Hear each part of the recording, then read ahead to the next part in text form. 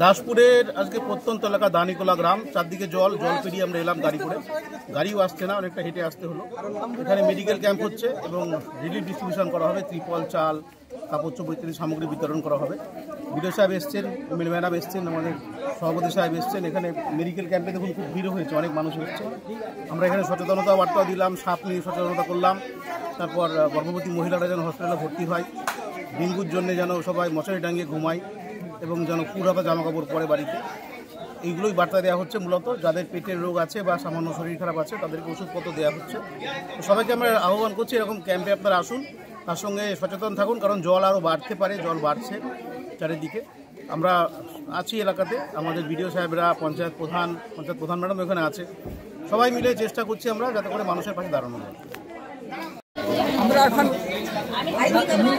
অঞ্চলের দানিকোলা গ্রামে এসেছি। একবারে অত্যন্ত গ্রাম্য এখানে বন্যা মানুষের পাশে দাঁড়ানোর জন্যই উপস্থিত হয়েছেন বিডিও সাহেব এসছেন, আমাদের বিডিও সাহেব এসছেন, পঞ্চায়েত সমিতির সভাপতি এসছেন এবং আমি বাস্তবে বিধায়ক হয়ে এসেছি এবং এলাকার প্রধান থেকে পঞ্চায়েতের সদস্যরা আছেন, এলাকার গ্রামবাসীবৃন্দ আছেন। সবাই আমরা উপস্থিত হয়েছি মানুষের পাশে দাঁড়ানোর জন্যে, বন্যা কবলিত মানুষের পাশে দাঁড়ানোর জন্যে।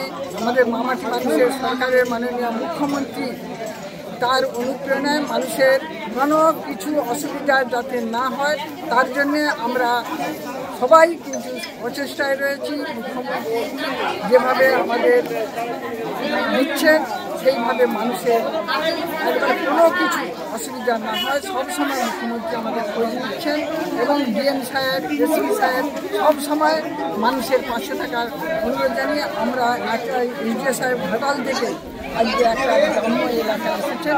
আমরা খুব গর্বিত, এই অঞ্চলের মানুষ সবাই গর্বিত বিডিও সাহেব এসেছেন মানুষের পাশে দাঁড়ানোর জন্য। এটা এখন আমরা রিলিফ বিলি করব, মানুষকে ত্রাণ দেওয়া হবে, এটাই আমরা প্রচেষ্ট হয়েছি।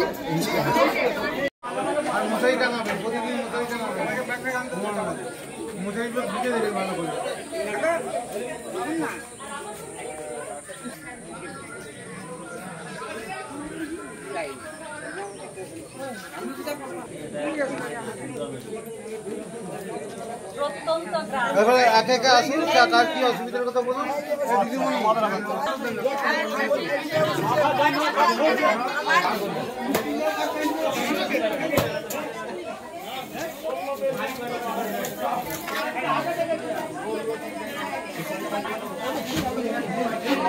খুলে দিলে সবাইকে খবর দিলে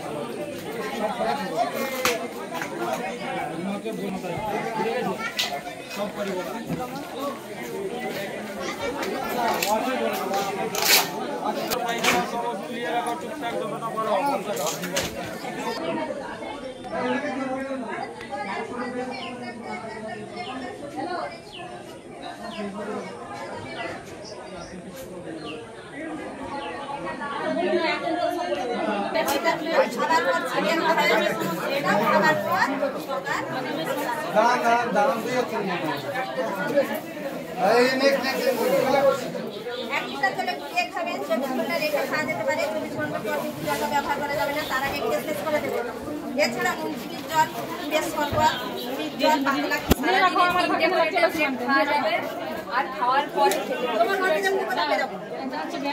আর এটা গ্যাস অ্যাসিড যদি কিছু হয়ে থাকে আগে অথবা পরে ছিটিয়ে দিতে হবে, ঠিক আছে। আর এটা হচ্ছে পায়খানা যদি হয় প্রথমে আমাদের চেষ্টা করতে হবে ওয়ারেস দিয়ে সমাধান করে, যদি না হয় তখন এই ট্যাবলেটটা করে দিতে